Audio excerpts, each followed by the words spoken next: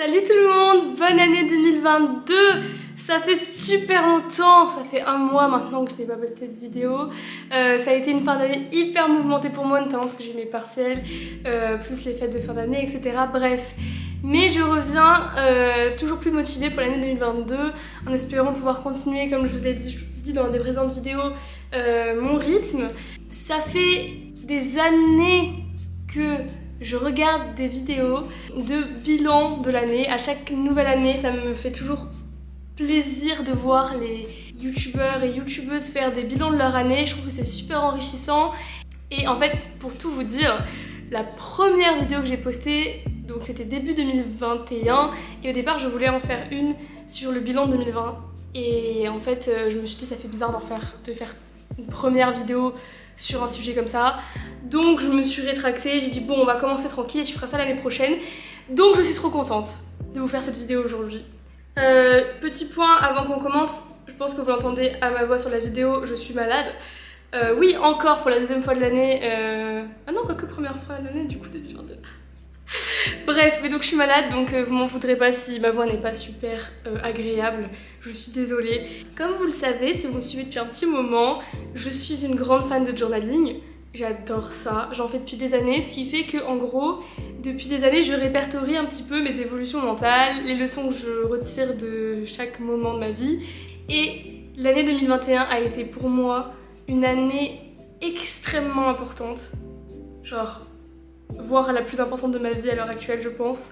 Elle a été extrêmement transformative, j'ai appris des tas de choses sur moi-même et sur le monde qui m'entoure. Et voilà, et donc du coup je me suis dit vraiment cette année plus qu'une autre c'est super important que je vous partage les leçons que j'en ai tirées parce que il y en a beaucoup.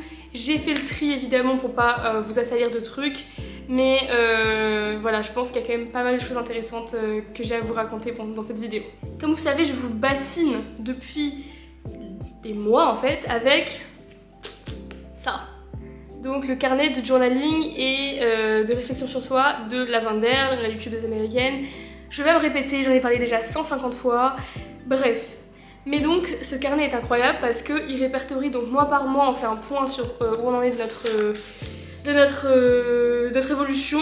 Et du coup j'ai pu noter chaque mois ou chaque 3-4 mois, parce qu'il y a des bilans au fur et à mesure de l'année, les leçons que j'ai retirées. Donc j'ai pu faire le tri. Et c'est assez intéressant aussi parce que au début de chaque année, elle demande de mettre un ou deux mots qui résumeraient l'année qu'on souhaite passer.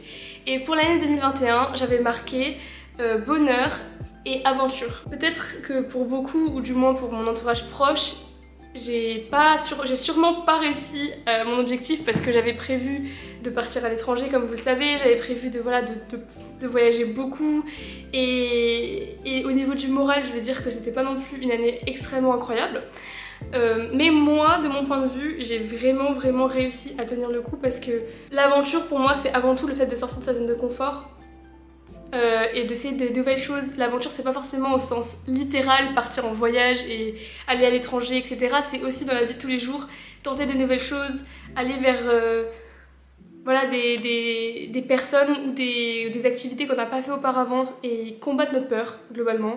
Donc ça je pense que je l'ai beaucoup fait et toute mon année a été dirigée vers le fait de travailler sur moi et arriver à m'apaiser, à ramener plus de bonheur et de sérénité dans mon quotidien.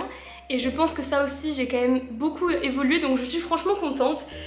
Comme quoi, malgré les apparences, c'est pas parce que c'est une année qui est transformative qu'elle est forcément négative, au contraire c'est souvent très positif.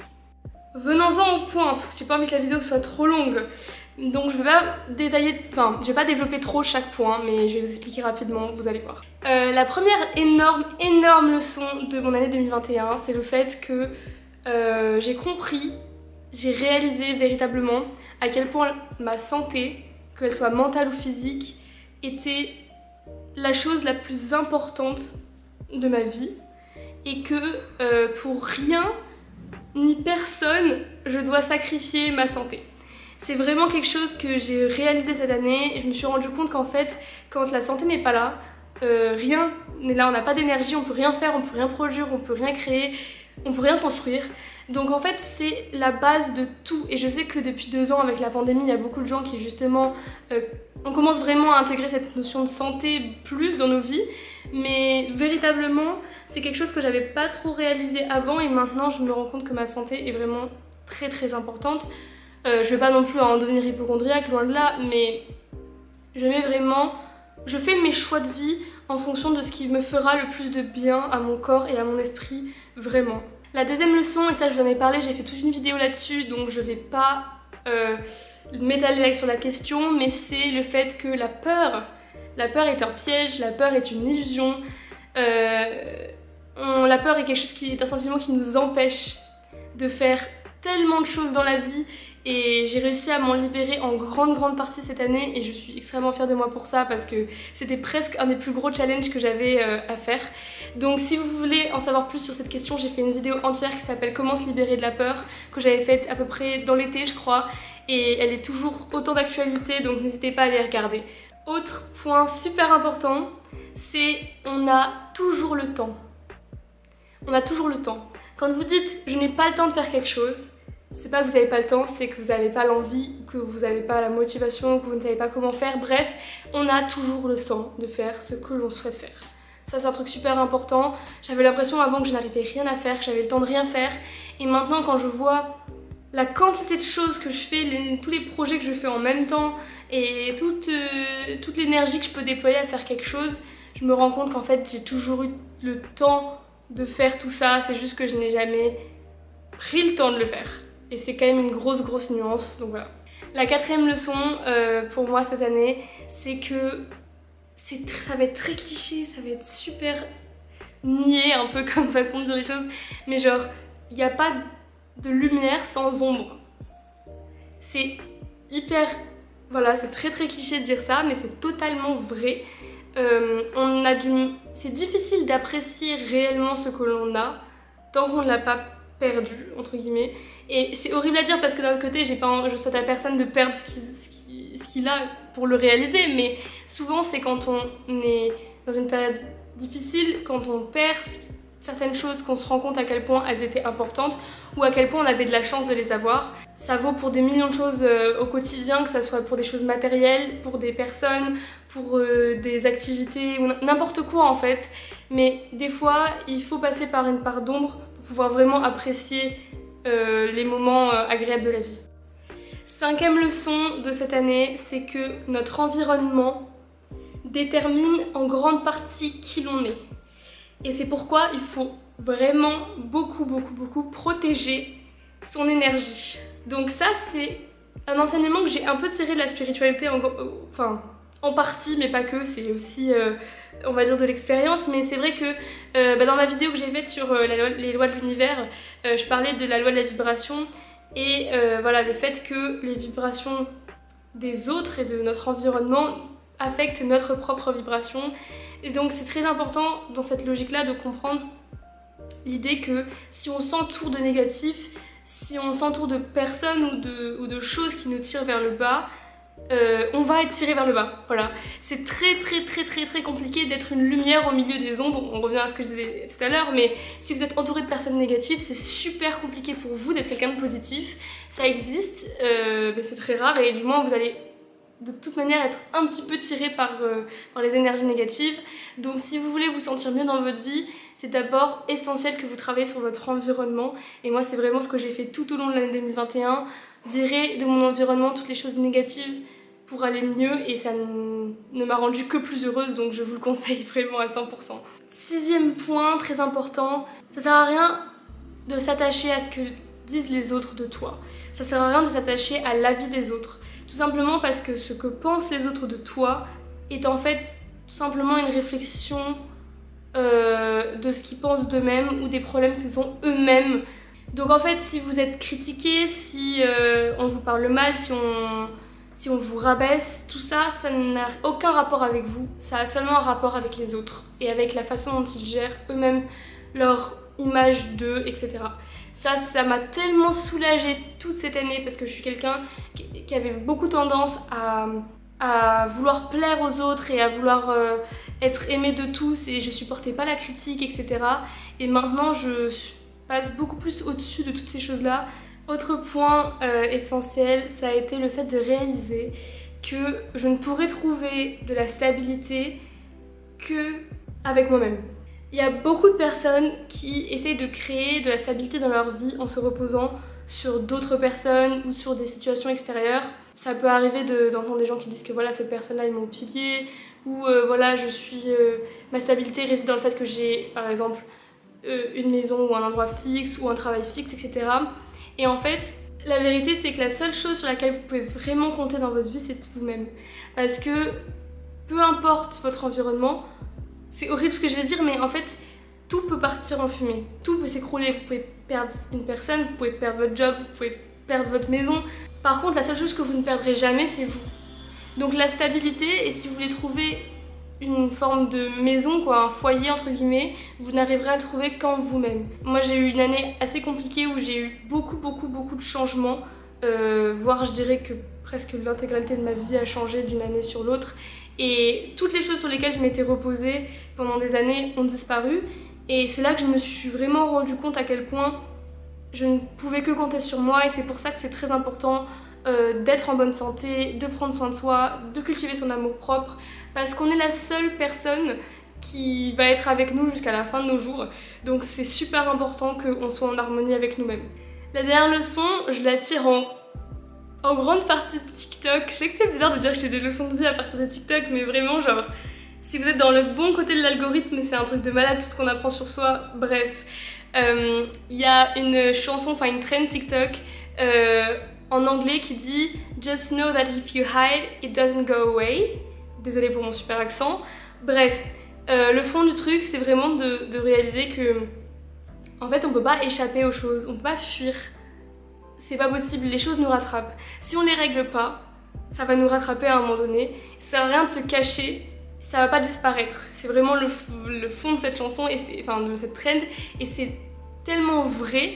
Je me suis rendu compte que pendant très longtemps, je fuyais les problèmes, ou j'essayais de les oublier en me disant bon, ça va finir par se tasser.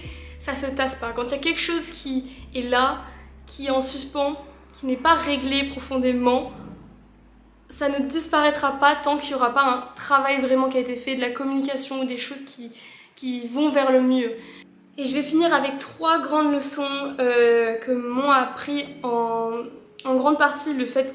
En fait, c'est des leçons qui sont liées vraiment avec ma guérison de ma dépression et vraiment le côté vraiment très profond. Je sais pas comment expliquer ça, mais bref, vous allez comprendre, la première chose, c'est que toute guérison n'est jamais linéaire. Et ça vaut pour vraiment toutes les maladies mentales, mais pour les maladies physiques aussi, je pense. Et au-delà de ça, pour toute difficulté que vous avez à traverser dans votre vie, ça n'existe pas un trajet linéaire où vous arrivez du point A au point B, que le premier c'est maladie et à la fin c'est guérison, ça n'existe pas. C'est normal d'avoir des retours en arrière, d'avoir des chutes et de se relever et de recommencer.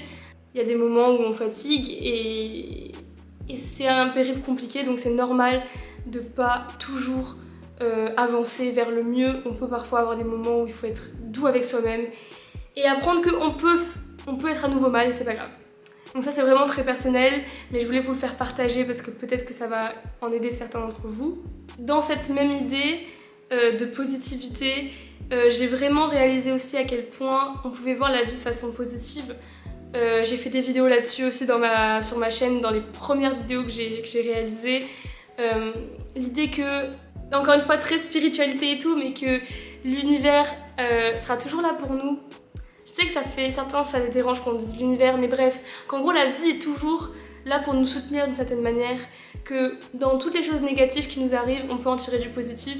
Et ça a vraiment je sais pas comment vous dire, révolutionné toute ma façon de voir le monde. Et on disait beaucoup de moi avant que j'étais quelqu'un de négative, surtout ces 2 dernières années où j'étais pas bien, et vraiment cette année j'ai l'impression d'avoir fait un énorme pas en avant dans ce sens-là, à comprendre à quel point on pouvait voir le positif de partout. Vraiment, je peux pas vous dire à quel point c'est essentiel de travailler sur la positivité et sur l'amour-propre. Pour vous dire, il y a plein de gens de mon entourage proche qui ont tendance à dire que je suis plus la même personne, mais pas d'une façon négative, d'une façon plutôt positive d'ailleurs.